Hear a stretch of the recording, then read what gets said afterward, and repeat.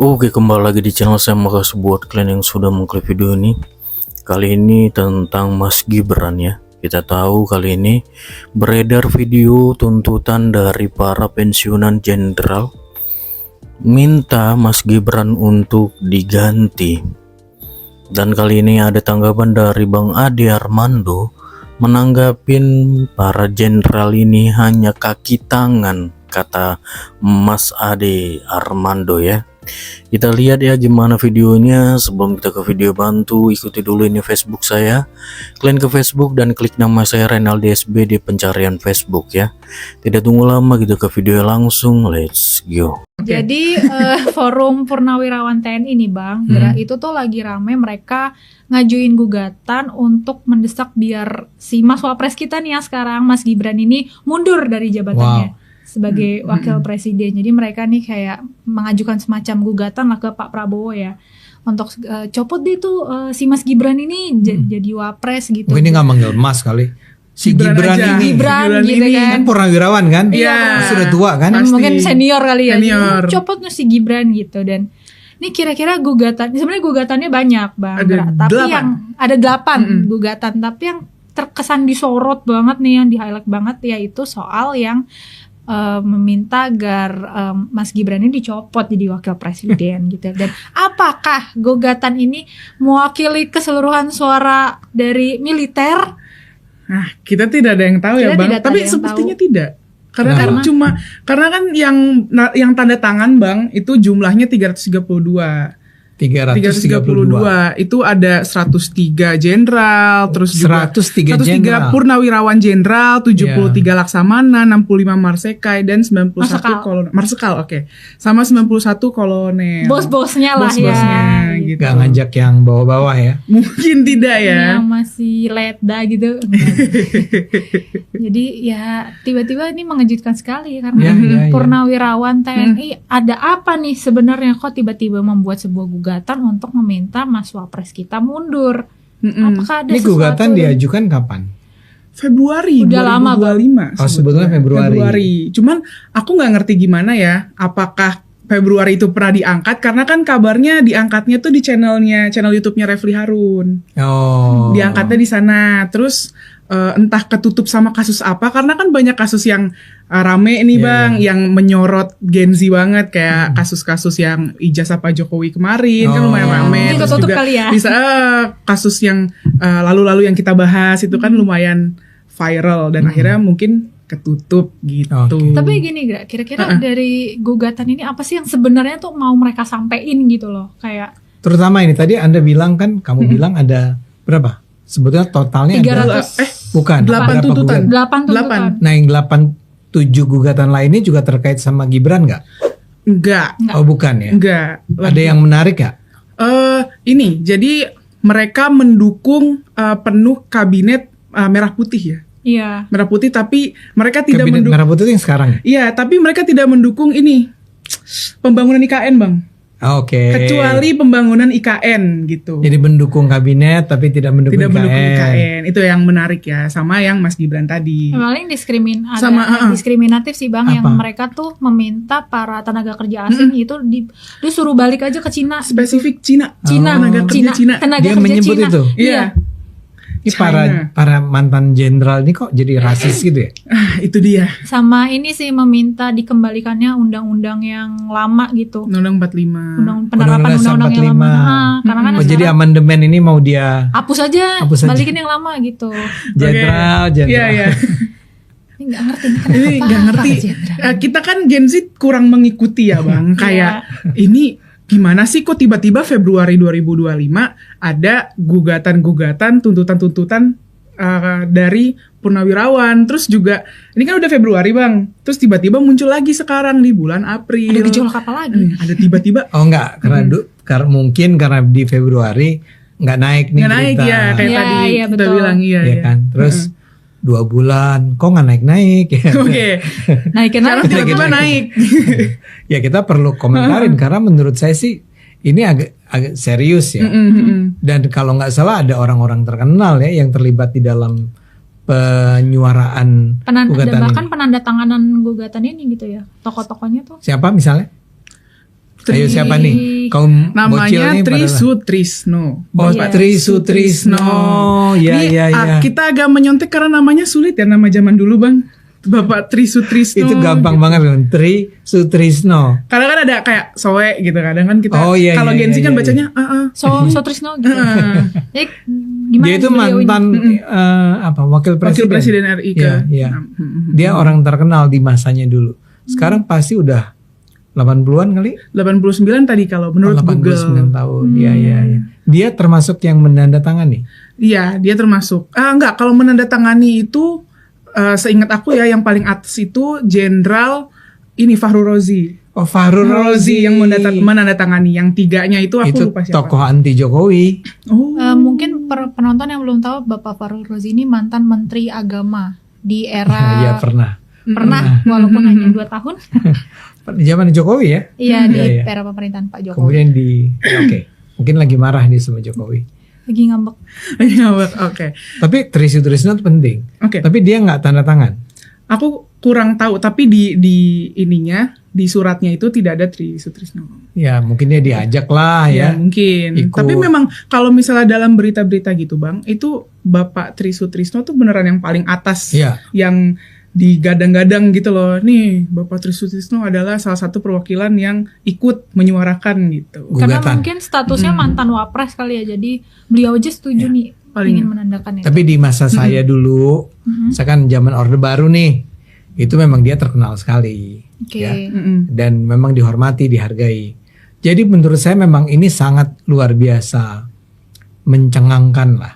Ini ngapain para jenderal Heeh. itu menggugat Gibran? Gibran. Alasannya apa mereka menggugat Gibran harus dipecat? Katanya alasannya melanggar hukum, Konstitusi. melanggar hukum. Karena kan terkait sama MK sih Bang. Balik lagi kita Oh, mundur. balik lagi. Terkait sama MK. Menurut mereka.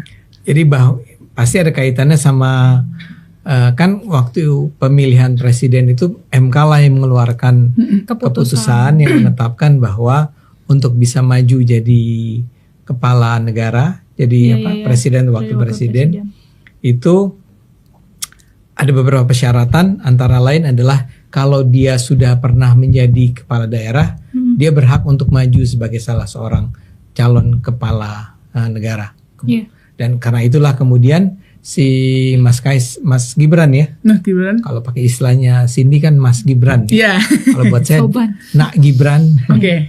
Gibran itu akhirnya bisa maju sebagai cawapresnya Pak Prabowo.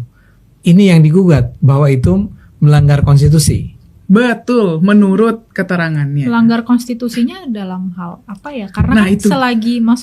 selagi MK memutuskan bahwa ini sah, Ya, jadi it's fine dong harusnya ya. Harusnya. saya senang loh bahwa Seharusnya. kalian sebagai Gen Z itu memandang ini dengan sesederhana itu. Iya kayak ya silakan mungkin kalau ya itu hak warga negara juga ya Bang, salah satu hak warga negara. Kalaupun memang mau mengajukan jelas nih alasannya apa. Kalau misalnya melanggar konstitusi kan yang mutusin MK gitu. Iya. Jadi keputusan MK itu Salah dong. melanggar konstitusi. Dia yang bikin keputusan dia sendiri yang melanggar gitu gimana? Sebaiknya memang para jenderal ini menjelaskan yang kalian gugat kan sebetulnya Mahkamah Konstitusi ya. Iya konteks apa dan dalam hal apa? Ya kan? Kunci gitu. Kan Iya. dia bilang ini melanggar konstitusi nih. Benar. Ah, Terpilihnya Gibran itu melanggar konstitusi karena bertentangan dengan saya lupa apakah undang-undang dasar apakah undang-undang lain yang mengatakan bahwa seorang pemimpin orang seperti Gibran itu yang pernah menjadi seorang kepala daerah itu tidak bisa maju sebagai kepala negara, negara. sebagai wakil presiden. Artinya yang dia gugat itu sebenarnya bukan Gibran ya dong, yang dia gugat keputusan MK-nya. Mahkamah Konstitusi. Iya. Tapi kita tahu lah gini, Heeh. kan tadi kalian bilang tuh, kalian bocil-bocil, Iya, suka heran ngeliat politik Indonesia. aku yang cupu ini. betul. Tapi ini memang betul adalah sebuah peristiwa politik yang mengejutkan, mencengangkan, mengherankan. Mengherankan. Kalian bilang tadi yang dimajukan ada 8 poin. 8 poin. Ini 8 poinnya terus yang satu kembali ke Undang-Undang Dasar 45. Itu buat saya seriously gitu kan. Oke. Anda kepengen kembali ke Undang-Undang 45. Tapi mungkin maaf Bang, aku potong ya. Mungkin beberapa penonton ada yang belum tahu memang apa sih undang-undang yang membedakan, kenapa sebegitu pengennya para jenderal ini kembali ke undang-undang yang lama. Memang ada. Itu jawaban saya adalah ya saya juga nggak ngerti. Maksud saya gini. Oke. Maksud saya gini. Oke. Anda yang baca langsung gugatannya. Iya ada. Nah, di setiap gugatan kan ada 8 poin. Penjelasan. Penjelasannya ada panjang lebar nggak? Misalnya, mengapa Undang-Undang Dasar 45 harus Kembalikan ke yang lama. Enggak sih. Nggak ada. Saya duga itu kayak kamu lagi bikin gugatan terus apalagi nih gitu loh. Ini Undang-Undang 45 tambahin satu. Apalagi. Itu tuh IKN. Emang nggak serius bikinnya, ya. Memang bikinnya mengada-ada. Undang-Undang 45 tuh gini, kalau itu mau dikembalikan, ini serius banget loh, ya. Upaya gugatan agar Undang-Undang Dasar 45 dikembalikan itu adalah sebuah gugatan yang sangat mendasar. Kenapa? Kita tuh dulu di zaman Orde Baru itu kita menggunakan Undang-Undang Dasar 45. Iya, yang sebelum dia. Kelemahannya itu banyak banget. Nah, begitu kita masuk ke Orde Reformasi, di DPR dilakukan upaya untuk kita amandemen, ya. Itu berlangsung selama beberapa tahun, Cindy. Jadi kalau kamu baca Undang-Undang Dasar 45 sekarang, yang adalah amandemen, itu beda banget dengan Undang-Undang Dasar yang dulu saya pelajari ketika saya masih SMA, saya masih perguruan tinggi di zaman Orde Baru. Karena yang sekarang tuh sangat detail, sangat menghargai hak asasi manusia, sangat demokratis, pokoknya hal-hal yang positif lah. Saya nggak bilang ini sempurna ya yang sekarang, tapi jauh lebih baik daripada yang dilakukan di era Orde Baru itu. Tanda kutip manusiawi mungkin. Kalau ada kelemahan ya manusiawi lah.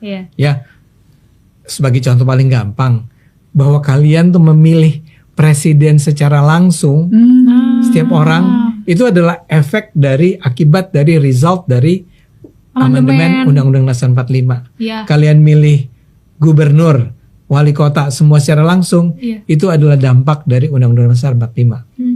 Jadi agak menakutkan kalau para jenderal ini dia kayak nggak belajar ya, dan tiba-tiba menuntut agar balik ke Undang-Undang Dasar 45. Tapi setelah mengatakan itu, saya setuju dengan apa yang Anda tekankan barusan sebelum ini, yaitu bahwa kayaknya yang 1 sampai 7 itu cuma tambahan-tambahan deh. Yang saya bilang bikinnya sambil apalagi nih gitu ya. Tapi yang paling serius menurut saya adalah, dan itulah kenapa itu dianggap yang nomor ke-8 itu, yang mengatakan bahwa mereka meminta agar Pak Prabowo memecat, memberhentikan Gibran atas dasar pelanggaran konstitusi, ya.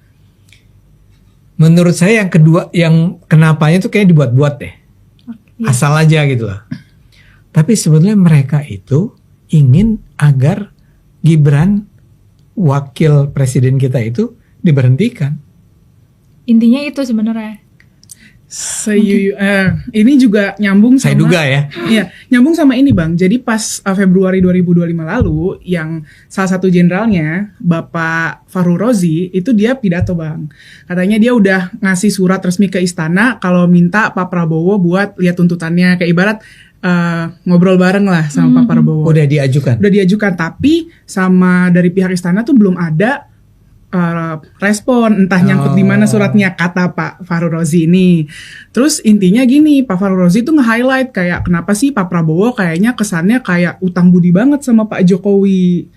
Jadi dalam pidato itu dia bilang gini, Bapak ini bilang gini, Fahru Rozi nih, apa nggak kebalik Pak Prabowo gitu? Kenapa sih Bapak pikir Pak Jokowi selama ini cawe-cawe ke Bapak karena sayang sama Bapak? Enggak, dia tuh cuma mau anaknya jadi wakil Bapak, nyelipin anaknya buat jadi wakil presiden Bapak gitu.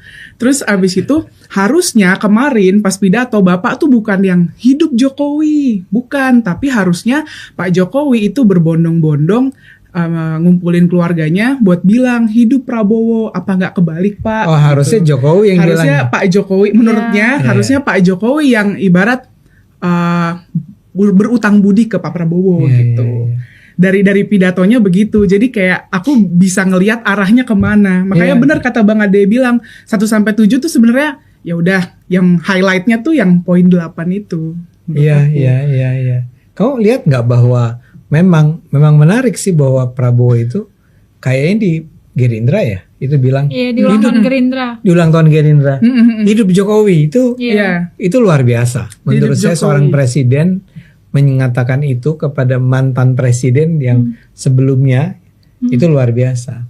Nah itu diprotes sama si Fahru Rozi. Bener, harusnya hidup Prabowo gitu. Terus bukan Jokowi hidup ya? Jokowi. Ini maunya gitu. apa ya? Tapi yang aku lihat ya Bang, kayak serangan-serangan ini tuh ke Pak Jokowi bertubi-tubi gitu loh. Bahkan yang kalau nggak salah, kalau misalnya kita pernah mendengar istilah matahari kembar, Oh iya.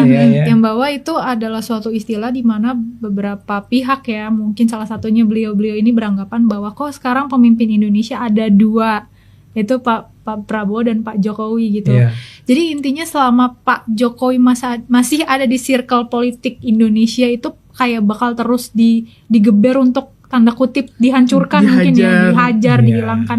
Karena kalau emang mau ngeliat timeline ya Bang, kayak kemarin ya masalah ijazah kan, yang mungkin tertutup kali ya, sebenarnya kan katanya tuntutannya dari Februari, tapi ketutup sama yang tuntutan ijazah. Terus sekarang baru rame. Kok kayak bertubi-tubi ya, yang satu dari masyarakat sipil, terus sekarang dari Purnawirawan. Kayak ini sebenarnya apakah ada tanda kutip dalangnya, penggeraknya, atau Iya. gimana nih? Karena kok masif banget gitu loh. Lagi-lagi walaupun saya lebih tua dari kalian dan saya terlibat dalam politik secara langsung, tapi nggak ada jawaban sederhana itu Cindy. Itu lumayan, itu Ya, lumayan. tapi Rumit memang ya. karena begini kan gini. Kita pakai logika akal sehat aja. Pak Jokowi itu sudah berhenti jadi presiden, Iya. Benar. ya. Kenapa juga terus dikejar sekarang ini? Permasalahin banget gitu. Masalahin banget. Sebelum Gibran ya, Mm-mm. misalnya kayak ijazah. Itu kan it doesn't make sense at all. Benar. Orang ini udah mengajukan ijazah dia untuk maju jadi wali kota di Solo, Gubernur Jakarta. jadi gubernur di Jakarta, Presiden 2 kali. Nah. Terus kalian masih bilang itu bohong. Setelah diungkapkan enggak, orang UGM sendiri bilang ada. Emang ini skripsinya. Iya. Teman-teman ini bilang kenal kok. Itu Ini dia teman saya. Teman gitu. saya. Bahkan yang pemprotesnya bilang UGM jangan mau kayak apa ya? Apa sih? tertekan. Kayak terintimidasi, Jangan terintimidasi, sama iya. pihak Pak Jokowi. Emang Joko Gimana? Intimidasinya gimana? Nah makanya itu kan gak masuk di akal sama sekali kan. Sehingga terus terang sekarang saya jadi merasa bahwa ketika Jokowi bilang dia akan Menggugat ya? menggugat, saya nggak terlalu suka ya orang tuh ditangkap gara-gara cuman ngomong hal receh gitu ya.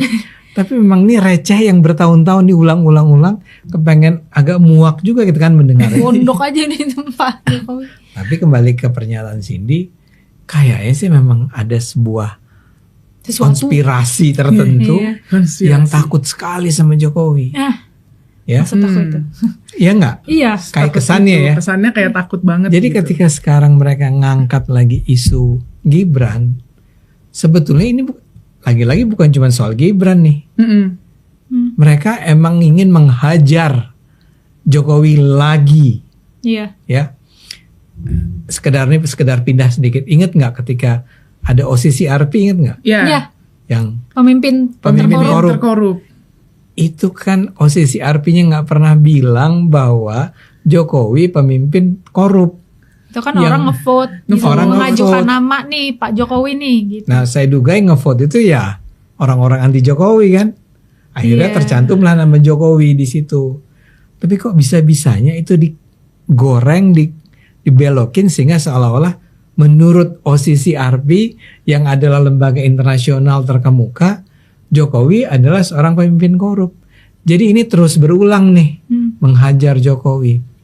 Sehingga saya terpaksa setuju nih, bahwa di belakang para jenderal itu, kalau ada mastermind-nya, ini adalah mastermind yang pengen memang antara lain menghajar Jokowi dan anak-anaknya. Iya betul.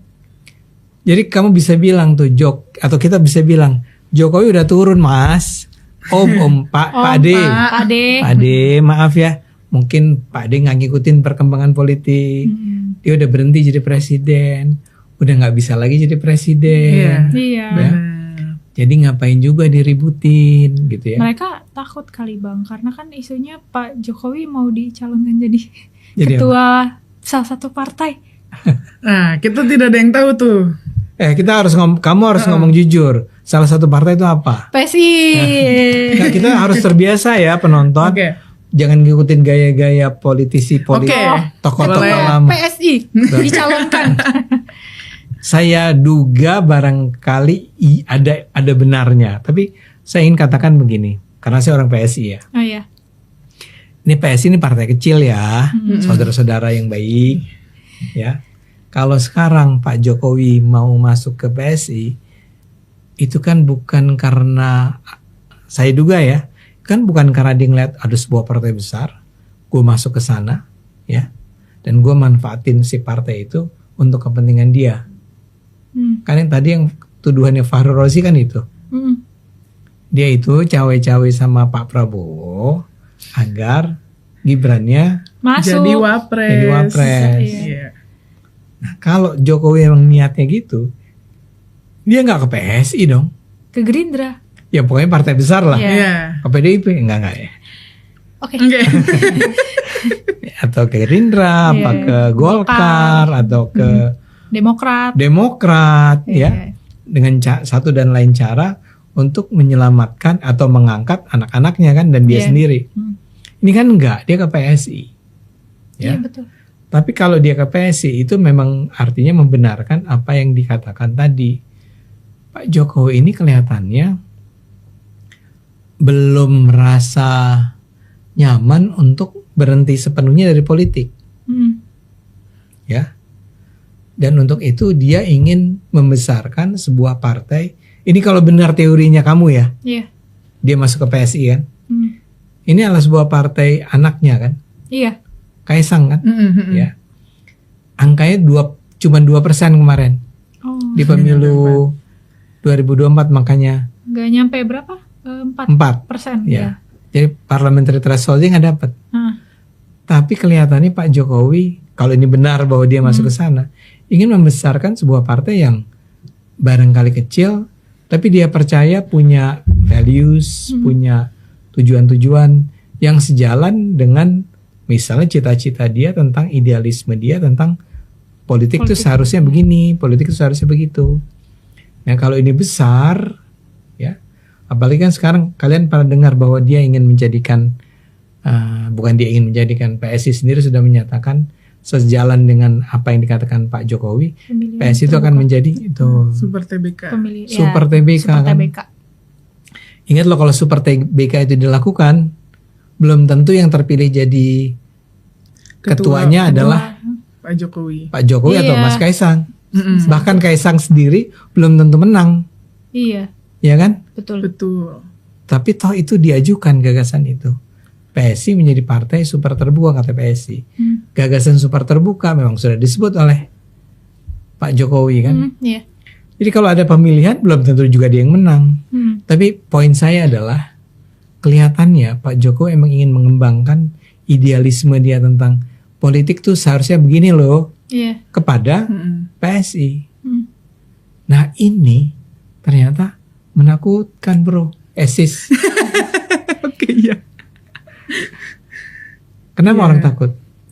Kurang tahu. Kenapa, Pak? Gak menurut dugaan kalian? Kekuasaan. Terkait. Ya kenapa dia ingin mengembangkan sebuah partai kecil menjadi partai terbuka itu menakutkan bagi banyak orang, bagi para jenderal misalnya. Karena ya pastinya merugikan elit politik tertentu, mungkin salah satunya mereka atau apa. Dan ini kan jatuhnya apa ya Bang, kalau menurut aku pribadi ya, kalau konsep PSI seperti itu jika benar gitu, udah diklaim benar ya pakai sistem itu ya TBK, Yang PSI-nya, ya Mm-mm. bulan Mei ini. itu kan otomatis mungkin secara nggak langsung balik lagi ke undang-undang gitu ya, kayak ini kan terbuka nih, jadi otomatis menonjolkan demokrasi gitu Iya. kan. Jadi orang-orang kenapa pada takut karena istilah kasarnya rakyat yang milih gitu loh. Jadi Sehingga apa? Kenapa takut? Kan kalian misalnya bukan orang PSI nih. Kenapa kalian takut bahwa ada sebuah partai yang mulai menjalankan sistem pemilihan terbuka? kepentingan mereka terganggu pasti jadinya. Pertanyaan saya, di semua partai lain ada nggak yang pemilihannya Belum terbuka? Nggak ada. Belum. Takutnya terinspirasi mungkin kan. Jadi udah terapin ini aja TBK kayak PSI. Bayangkan loh, Cindy. Itu semuanya gitu. Kalau PSI bisa melakukannya yang partai kecil itu, Heeh. setiap anggota partai, ya misalnya kamu anggota partai nih, tahu bahwa gue punya hak ya untuk milih siapa yang jadi ketua umum gue. Partai-partai lain jadi kepengen nggak? Terinspirasi mungkin. Terinspirasi. Mungkin ya. Iya. Ini dugaan saya tentang kenapa Jokowi harus ditakutin sih. Ya, tapi kembali ke tadi, taruhlah apapun alasannya, ini semua menunjukkan nih si para jenderal ini adalah semacam kaki tangan, serdadu atau Iya. pion Pion.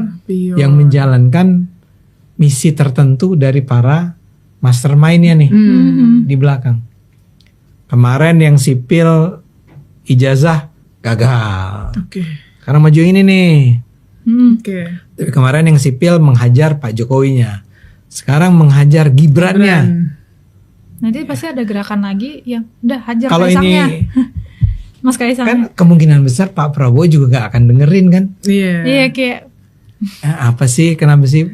Saya sih bukan nggak menghormati kalian ya, tapi kalau kalian minta saya memecat wakil presiden saya sih, ya kelewatan lah gitu kan. Karena kalau kata Pak Fahru Rozi tadi katanya Pak Jokowi yang harusnya berutang budi ke Pak Prabowo, menurut aku sebagai anak muda ya kayak nggak make sense gitu Bang. Karena menurut aku Bang, di pemilihan kemarin kalau Pak Prabowo wakilnya bukan Mas Gibran, itu belum tentu menang. Iya. Kalau menurut aku, karena Iya, aku pendukung Setuju. Pak Jokowi kan.